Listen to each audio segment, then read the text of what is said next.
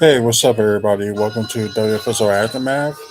Um, I didn't do like the last two like Bucks videos because I was going to save them for today, since it was the last day of the NBA season, and the play-in starts Tuesday, and the actual playoffs will start Saturday. So right now we don't know who the Bucks going to be going up against in the first round. So we probably ain't gonna find that out till probably Thursday or Friday. But we'll see.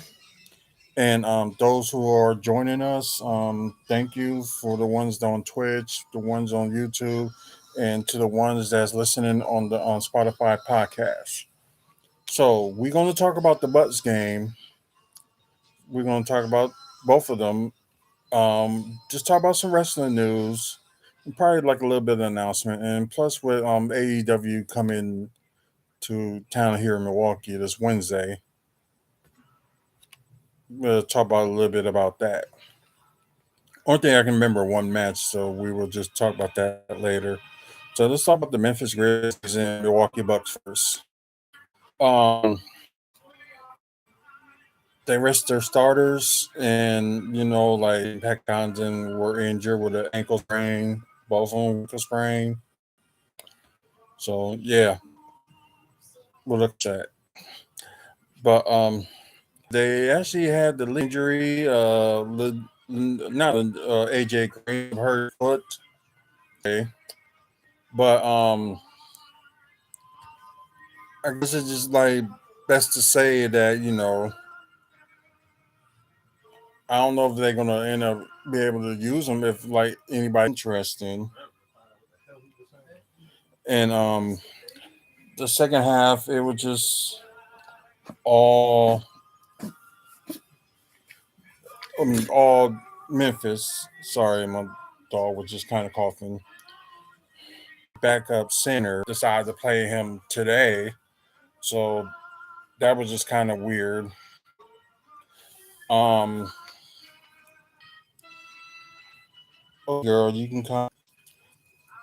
Just relax. I know you probably need some air. That's probably why you got out of there.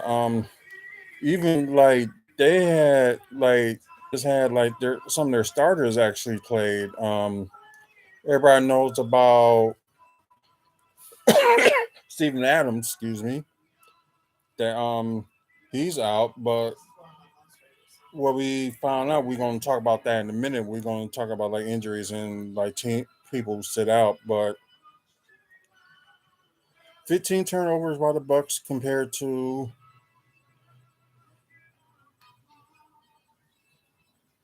17 to 12 turnovers. Well, 12 by Memphis and the 17 by the Bucks.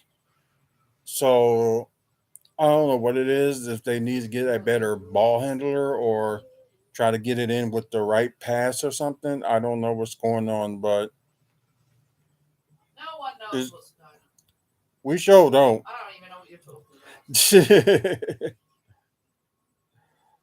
But like everybody on Memphis did play, except for who was out and all that stuff. They had three guys from the bench that did good. Had three guys on the bench that did good. So some bench points really came around, especially with like Gordon Dragic. So that's pretty good. 21 to 49 from three that the Bucks did.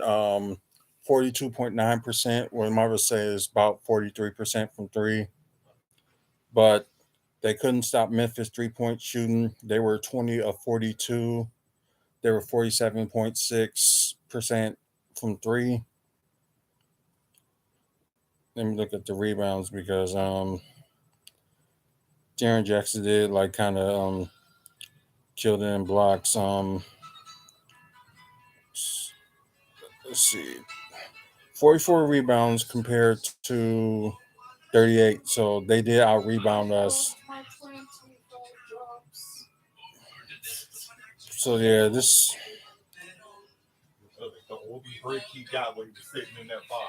just incredible. Just like, but I'm glad they made it into the game until like the second half. They really didn't do much in the second half, and like they just couldn't hit their shots.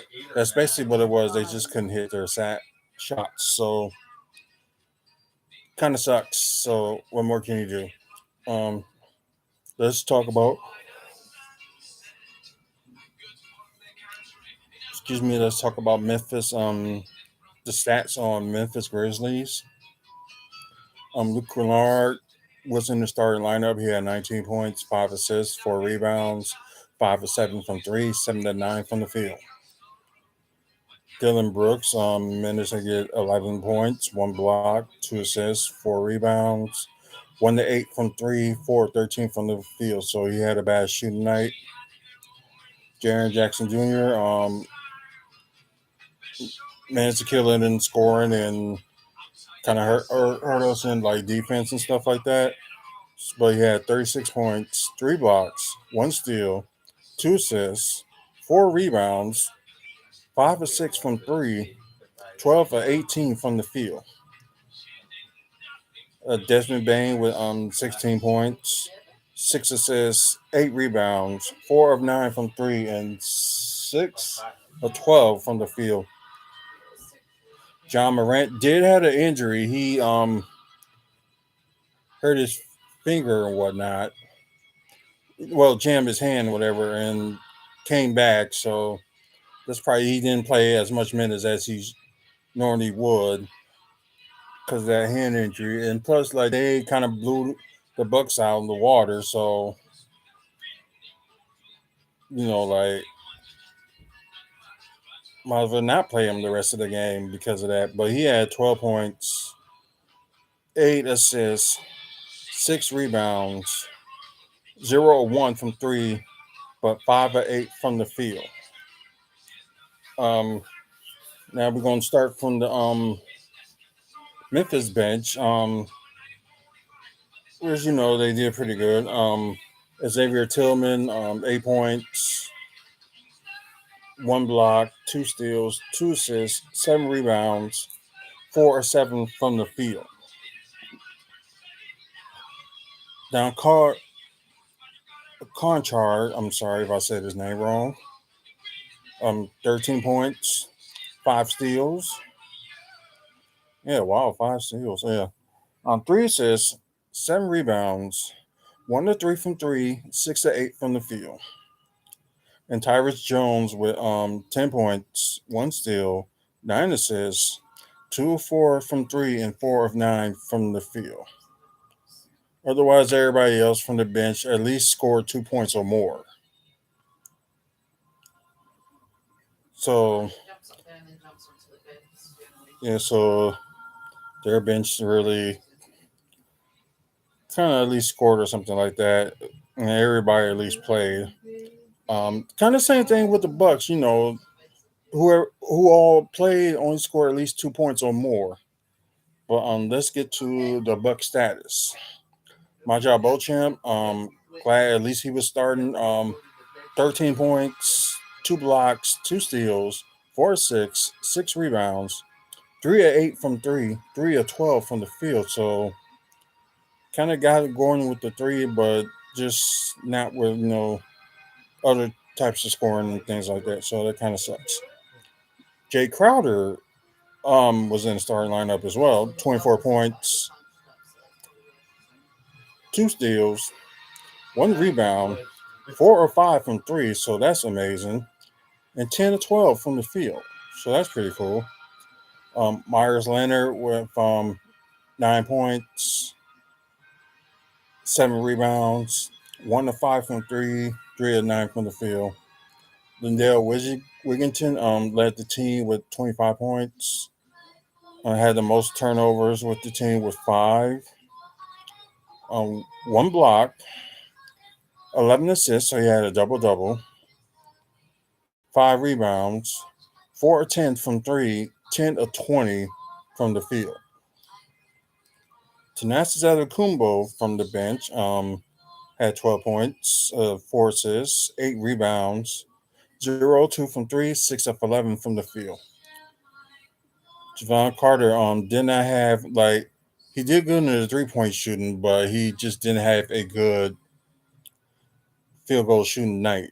So yeah, he was like 0 for 4 from before the 3 point shooting, but his 3 point shooting was 3 of 6 from there. He had 9 points, 1 steal, 4 assists, 2 rebounds, but the total he had 3 of 10 from the field. And Gordon Dragic, which he's been showing how good he is lately. Like, the first game he played, he had a little rust, but it seems like he's getting a little bit better. He had 14 points, 4 assists, 6 rebounds, 4 of 8 from three, and 4 of 11 from the field. So yeah, like I said, who was out for Memphis? Jake the Rava, Steven Adams. Of course, he's out, but apparently he's going to be out for not only just for the rest of the season, but he's going to be out for their first round of playoffs too. So kind of sucks for them. Zaire Williams and Brandon Clark is out for Memphis. Um, for the Bucks, of course, their starting five were resting, and Pat Connaughton were resting as well. He's injured, but he was they didn't play him.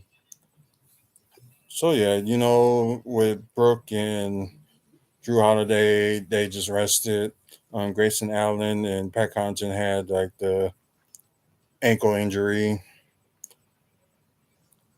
so ankle sprain, I should say, and Chris Middleton and Giannis with the knee soreness, but they probably just rested anyway. So crazy enough, the final score of that one is 137-114. The Memphis Grizzlies over the Milwaukee Bucks.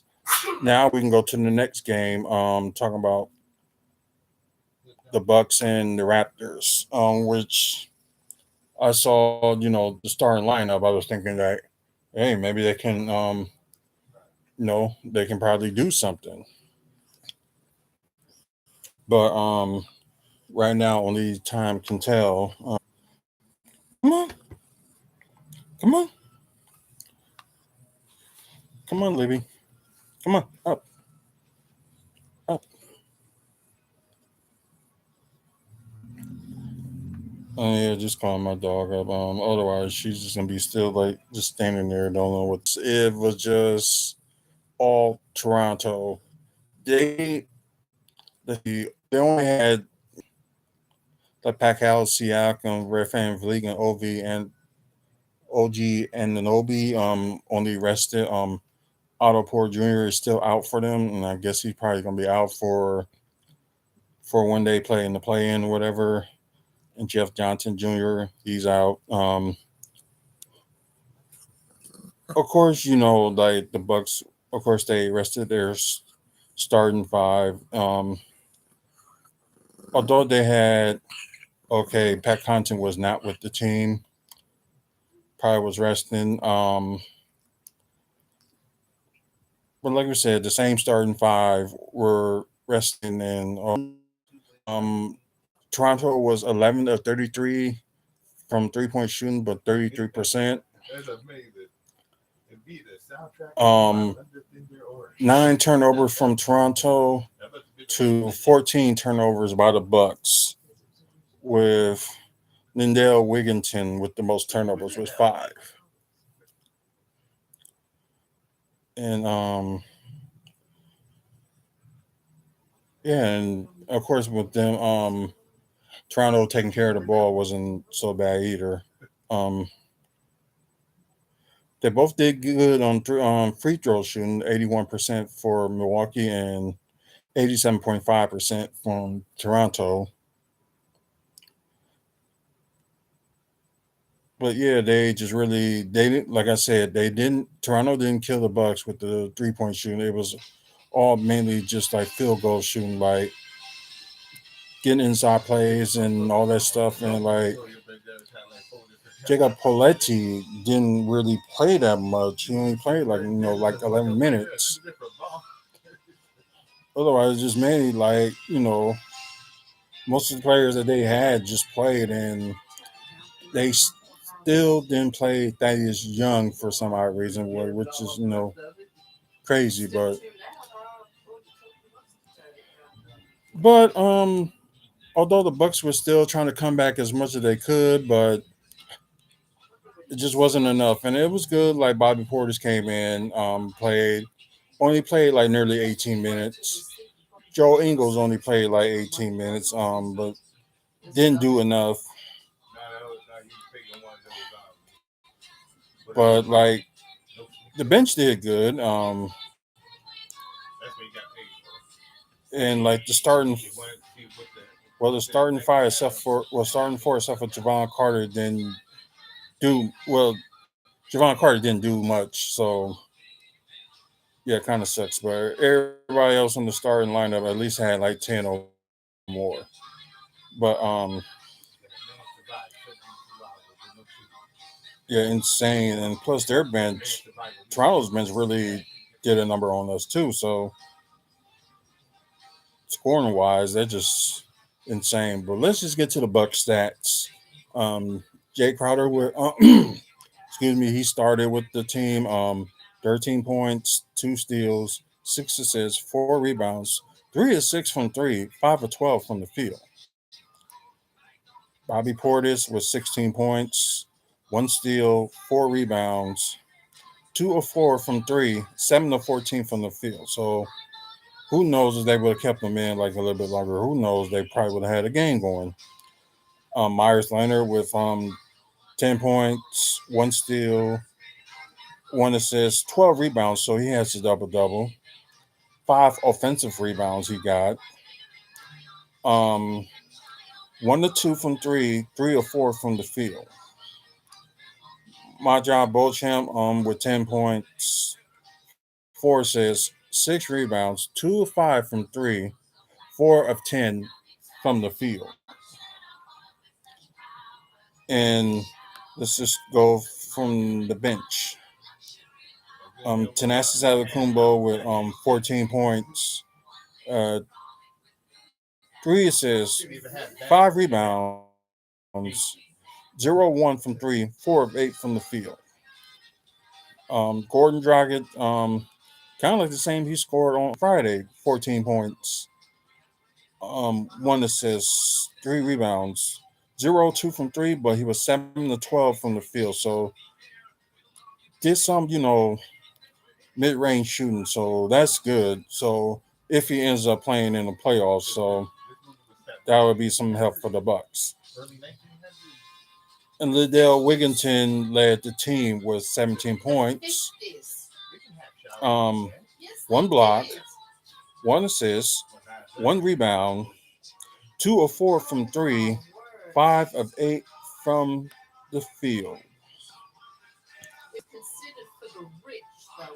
Now let's see. Scotty Barnes, we're on Toronto now. Um, Scotty Barnes with 8 points, 5 assists, 2 rebounds, 0-2 from three, 4 of 9 from the field. Precious Achua, 14 points, 2 steals, 1 assist, 13 rebounds, so double double for him. 2 of 5 from three, 6-11 from the field. Jacob Poretti, well, didn't didn't do much for the team, but let's just say he just did a little bit. Gary Trent Jr. led all scorers with 23 points, 3 assists, 1 rebound, 4 of 7 from three, 7 of 13 from the field. Makachi Flynn, 20 points, 1 steal, 4 assists, 4 rebounds, 2 of 4 from three, 7 of 14 from the field. Now let's just talk about the bench, which the bench did like really well. You had Chris Boucher, 10 points. Sorry. There we go. 10 points, 1 block, 2 steals, 1 assist, 5 rebounds, 4 of 5 from the field. Will Barton with 12 points, one steal, one assist, two rebounds, two or three from three, and five of nine from the field. Ron Harper Jr. Oh, okay, he did play, so I must didn't recognize him when he was playing. Um, 10 points, one assist, four rebounds, one to three from three, four or six from the field. And did I know Benton? 11 points, one block, seven assists, five rebounds, zero three from three, but horrible 5 of 12 from the field. So I guess he was scoring something. And as for what's going on with the next time the Bucks play will be the game will be Sunday, but we don't know what time and whoever they play the AFC, we probably won't find that out till Thursday night or Friday night. It just all depends who's going where. So who knows? But for Toronto, they're gonna end up playing Chicago in Toronto with the home court advantage for that game. So it's like one game elimination in the play-in tournament. So that's their next game. So we'll see if Toronto's gonna end up winning, the challenge for the AC, or they're just gonna be eliminated by Chicago. So who knows? We're gonna look at the standings and we're gonna talk about a little bit of the play-in as well, since like now. So just hold on a minute.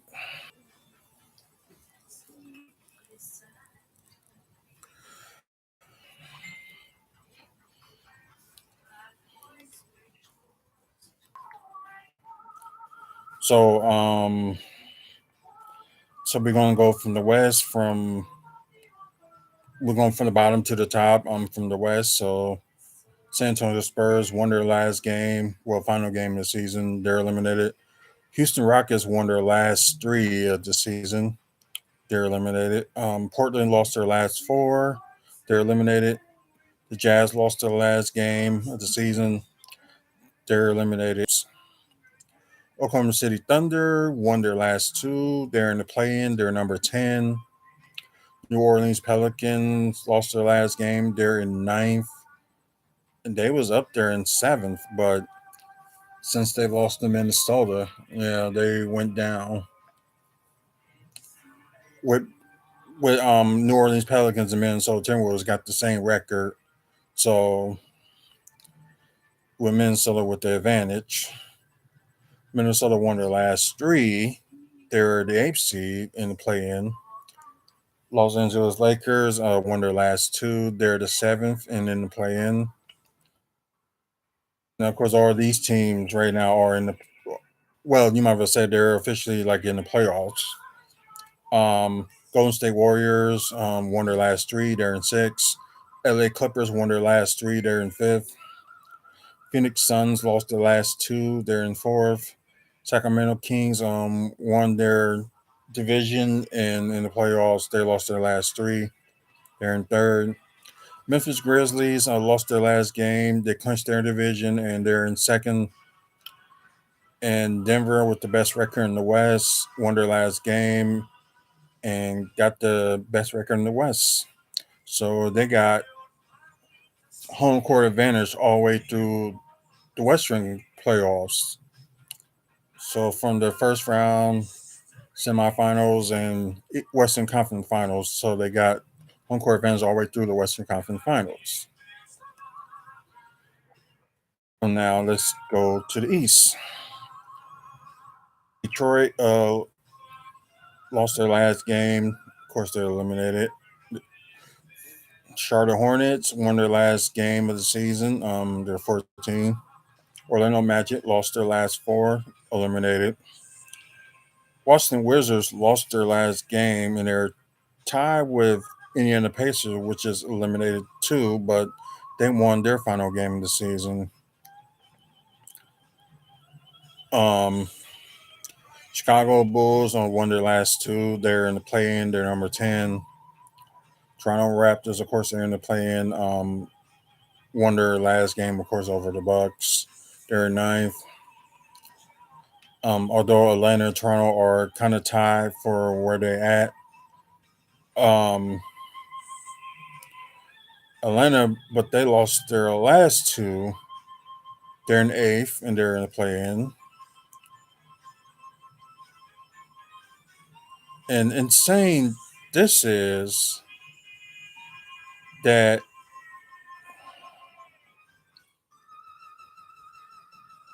it's like most of the Atlantic, what is it Atlantic? Oh yeah, except for Charlotte. Or so everybody in the Atlantic division are in the playoffs except for Charlotte Hornets. So, yeah, that's kind of crazy. With Miami Heat, with their winning their last game, they are the division champions on their division, the Southeast Division. Now we're going from 6-1. Brooklyn Nets lost their final game of the season. They're in six. Of course, they're in.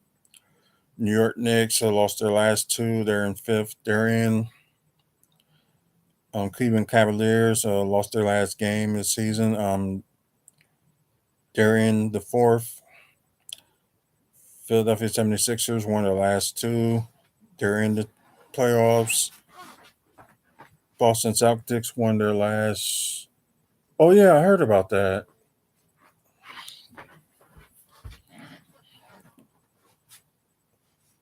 Sorry, I said 76ers. Of course, I said they was in third one of the last two. They're in the playoffs. Boston Celtics got the Atlantic Division. And I think they probably got it. I think the same day that the Bucks ended up getting the um best record overall. Um, Boston is number two. They won the last three, and the Bucks, of course, got the best record in the East, and of course, they got home court advantage. I'm sorry, through the all the way through the whole thing, including the NBA Finals, if they make it there. And they lost their last two, and they're the number one seed, best record in the East, and best record overall. That's pretty good. So we're going to talk about, of course, the play-in. But most likely, Phoenix is going to be facing the Los Angeles Clippers. Sacramento Kings is going to face Golden State Warriors. Memphis, they're going to wait. I guess they're going to find out Tuesday who they're going to face for the seventh seed. Either be the Lakers or Minnesota. And I guess Denver is going to be waiting on whoever gets eighth seed. Could be any of these four teams: Lakers, Minnesota, New Orleans Pelicans, or Oklahoma City Thunder. Now to the East, Cleveland will end up facing the New York Knicks in the first round. I think their game is Saturday. Um, Philly and Brooklyn, they're going to end up facing each other. Their game will be on Saturday. Boston will face whoever is the seventh seed, either be Miami or Atlanta. That'd be Miami because they probably will give them problems. Um, let's see. For the Bucks, they're going to face either one of these four, and they're going to find out either Thursday or Friday, like who they're going to face. Either Toronto, Chicago, Miami, or Atlanta. So that's pretty much the play-in tournament so far. So it's all official, and the teams that got the 7 to 8 seed from each conference will play Tuesday. So at least whoever is the second seed between Boston and Memphis, they get to know who they're going to play. And I guess we can talk about the scores.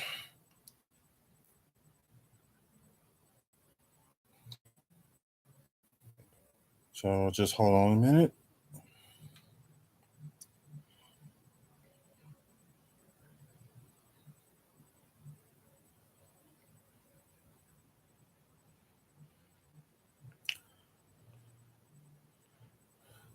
Okay, okay. The single team did play tonight, so I guess that's a new thing they're doing for like the 110 to 123, 31 to 136. So very clear that Milwaukee lost to Toronto 105 to 121. Houston defeated Washington 114 to 109. Detroit lost to Chicago. The New Orleans lost to Minnesota 108 to 113. That was a close game. Memphis lost to Oklahoma City 100 to 115. Sacramento lost to Denver 95 to 109. Utah lost to the Lakers 117 to 128. Los Angeles Clippers lost to Phoenix. I mean, they beat Phoenix, sorry, 119 to 114. And Golden State defeated Portland 157 to 101. Now, okay, I don't know why they got to be announced. They said they mentioned both the 7 and 8 seed are going to face Miami on Tuesday. So, kind of weird they got another game said to be announced, or to be determined. So, that's that. I'm going to see a little bit on wrestling news, but I could talk about what's going on this Wednesday here in Milwaukee. Is AEW will be in town. The only time they're going to be here this season. Excuse me. So, it kind of sucks that they're only going to be here like. But then again, they're at least trying to do like house shows, but they're not fully, going on just yet. But crazy enough, they'll be here Wednesday, and the only match I can remember is Chris Jericho versus Keith Lee. So that'll be interesting. Um, they're both gonna show AEW Dynamite live. Then they're gonna show Rampage on. They do Rampage on Friday night, but they're gonna record that. And plus, they do. I think it's AEW Dark Evolution or something like that, or it's AEW Dark. One to two. Okay. Talk about a little bit of news.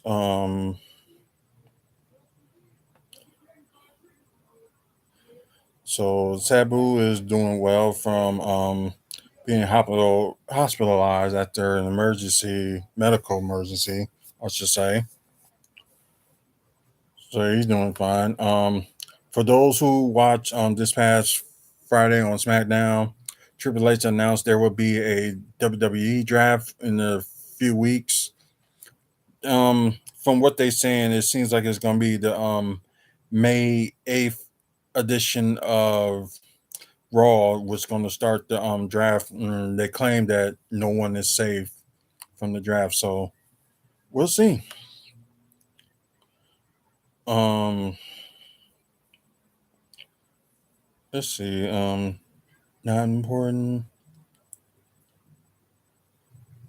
Oh, okay. So yeah, I can talk about all. The,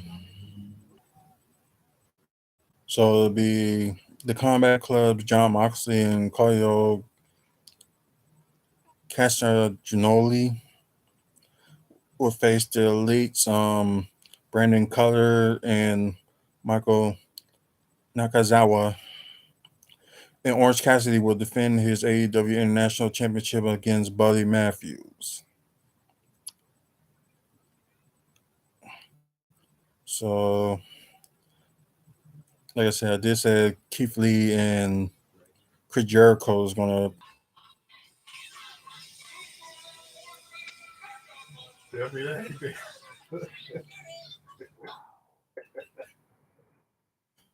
Let's see. Chris Saban was reflecting on his being on Impact for like 20 years. Um,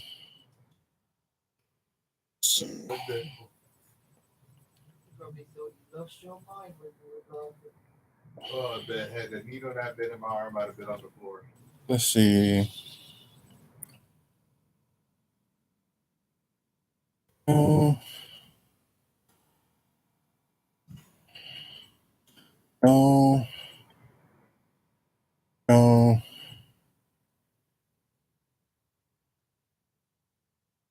Let's see.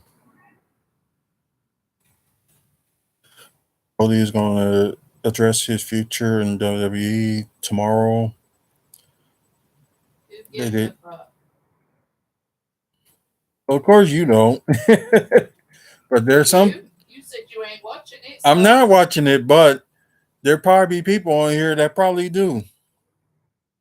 I think a lot of people don't give a damn about WWE since Vince is back. Yeah, that could be true.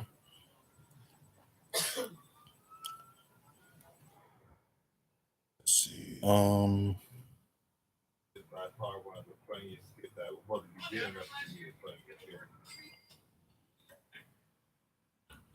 I know Bailey's upset because her segment got candid on Raw.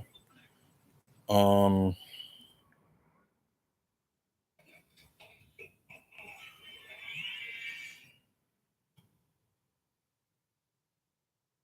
I think Shinsuke Nakamura, they did mention it on SmackDown that he'll be back this coming Friday. And I forgot who he's going up against, but they didn't mention that. But we'll find out. AEW did had like a couple of matches for Battle of the Belts.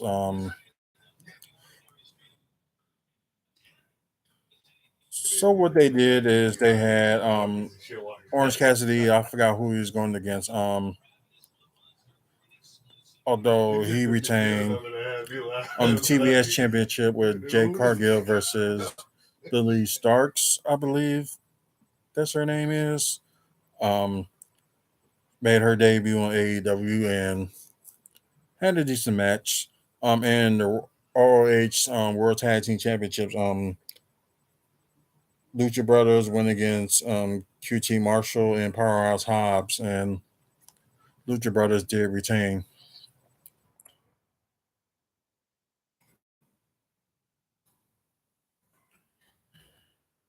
Let's see.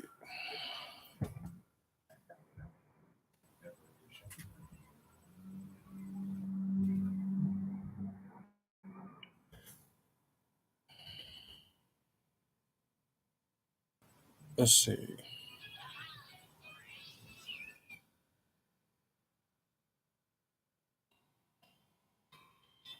Oh, seems like Drew McIntyre was supposed to be on SmackDown this Friday, but got pulled. But then again, his contract is running short, so maybe they negotiating some stuff. So we'll see.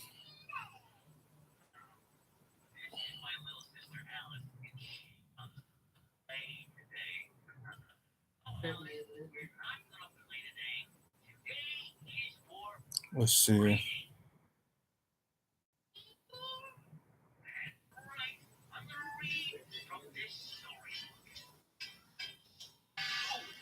Let's see. Of course, everybody knows Charlotte is going to be taking time off again. Let's see. Roman Reigns not currently playing for WWE Backlash in Puerto Rico, so kind of blows. But then again, the contract he got, so just like whatever with him.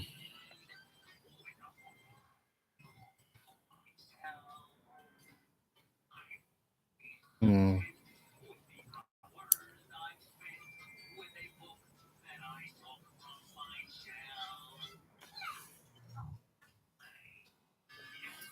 Yeah, it's really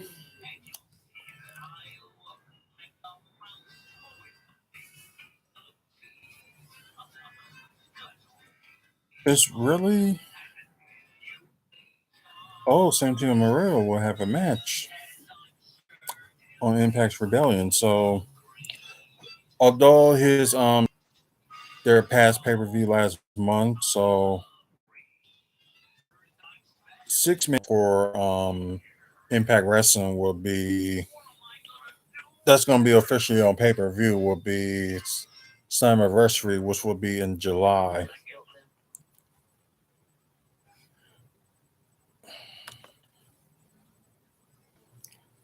Anybody else in April, but Impact. But let me think. But there's a lot of pay per views. I think in May. I think Double or Nothing is going to be in May for AEW. Um, WWE is going to have 2 pay per views. One's going to be Backlash, and the other is going to be King and Queen of the Ring. And of course, Impact's going to have their May pay per view, whatever that would be. So don't know about that. Um, Who the flip was that?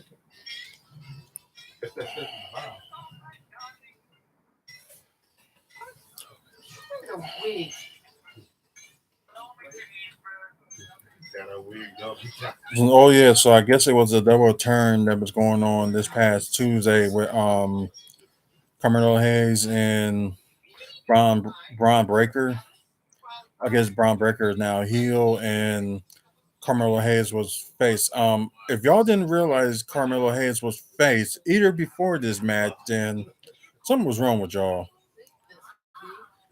It was like the sign of respect that they gave each other, but it was mainly just a turn for Braun Breaker, especially what was going on during that match.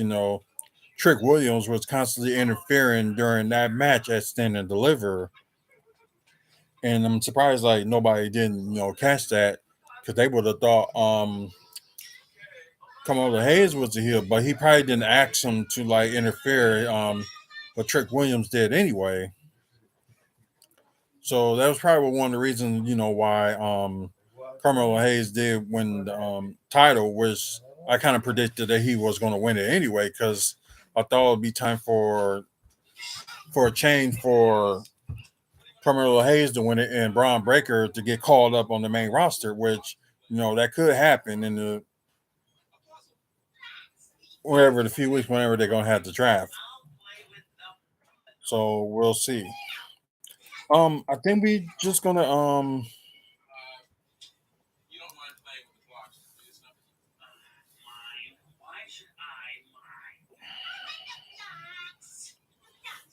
so they claim Vince McMahon had a lack of influence on WWE SmackDown this past Friday and WrestleMania 39.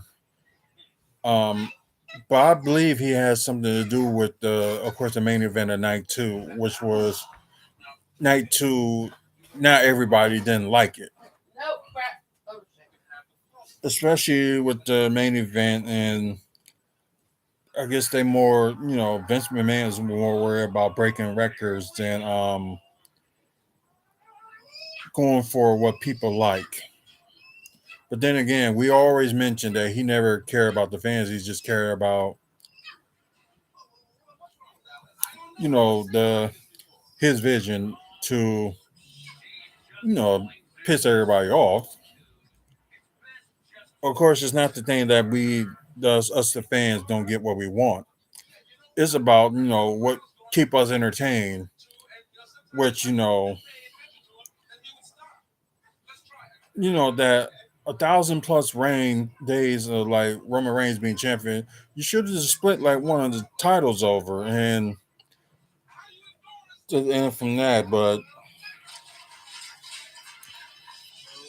yeah, but then again, it's WWE, so that's why one of the reasons I'm gonna quit watching for a few weeks. Like I'm gonna read like the results on online and stuff like that, but I'm just not gonna watch WWE for the next few weeks. Probably the next time I'm probably going to end up watching it is probably the weeks before, a week before the pay per view. That's probably when I'm gonna start getting back on there. And plus, the NBA playoffs is, the in. I'm sorry, the in play tournament is gonna start Tuesday, and Excuse me. And the playoffs will start next Saturday, so I gotta pay attention to that. We know the Bucks will play whoever is the eighth seed on Sun. Well, this coming Sunday, not this Sunday, but next Sunday. So it all depends on who they're gonna play. So I don't know if they're gonna have their playoff parties and stuff like that because of what happened last year. But we'll see. But anyways, we're gonna end it from here. Okay, I'm still recording because last time I was recording on YouTube, it suddenly just got stopped for I don't know what reason and why. But hey, what more can we do? Um, and I didn't mention probably sometime in the fall. WFSO Aftermath is going to be pre-recorded. Maybe starting sometime in maybe September or October. Don't know when, but at least it's going to start when the gonna be around when then NBA season starts their preseason stuff. We're gonna be pre-recorded, and I think it's better that way because there's some people that watch it live, and there's like most people that don't watch it live. So I think it's better off just putting it like pre-recorded and do it that way. So the only like station we're gonna be live on is on Twitch. So if y'all want to, go on WFSO's Twitch page, go ahead and follow us and subscribe on WFSO Twitch. So yeah, and of course with the podcast, it's gonna be on minutes after we're done recording. So yeah, um, like I said, and if I end up taking some pictures of what was going on with AEW this Wednesday, we will see. Plus, let's see, it'll be a busy 2 day for me. I got running around for the next 3 days, and see what happens. Thank our sponsors, Art from the Heart. Check them out on Facebook. Moving Dudes, check them out on Facebook. And if you're in Wisconsin, moving within Wisconsin, they probably be the one that you should call. Call Sean at 414-807-4299. Um, for you guys that's watching on Twitch, thank you for watching and spread the message. Like we're gonna pop up with videos as much as we can. And as for the like playoffs getting bigger and WrestleMania kind of died down, and like I said, taking some time off away from wrestling. So yeah, we'll see how it goes. So please follow us on Twitch, and after you guys on the Spotify podcast, keep y'all follow us on here, and also watch our upcoming content. uh, Although I don't know if we're still gonna do WWE After Dark tomorrow because we're all gonna take like time away from wrestling, but we might find something to talk about if we do be on here tomorrow. We can talk about old wrestling. Okay, then we can talk about old wrestling. So that's gonna happen, and I am gonna ask these both Hazel and Mike what they think about or what they think is gonna happen of this year's WWE draft. Ask them about that and something else. So I guess we are gonna be on air tomorrow for that. Well, like I said, WFSO After Dark is gonna be exclusively for Spotify listeners. So if you want to listen to that, look for Wrestling Fan Speak Out on Spotify, and of course follow us on Spotify. And after you guys on YouTube, like this video, give it a like, subscribe, to our channel and check out our past videos from like wrestling content to stuff talking about the Milwaukee Bucks. So please check that out. So until the next video and until the next podcast, you guys have a good night. And for those on the podcast, you will hear from us tomorrow. And from you guys, I might end up doing a video talking about the Bucks in review. So I probably will do that for the podcast, YouTube, and also with Twitch. So we'll see how that goes. So that's probably the next time y'all will hear from me will be tomorrow for both contests at WFSO After Dark and plus the Milwaukee Bucks review. So see you next. We'll see you then and have a good night.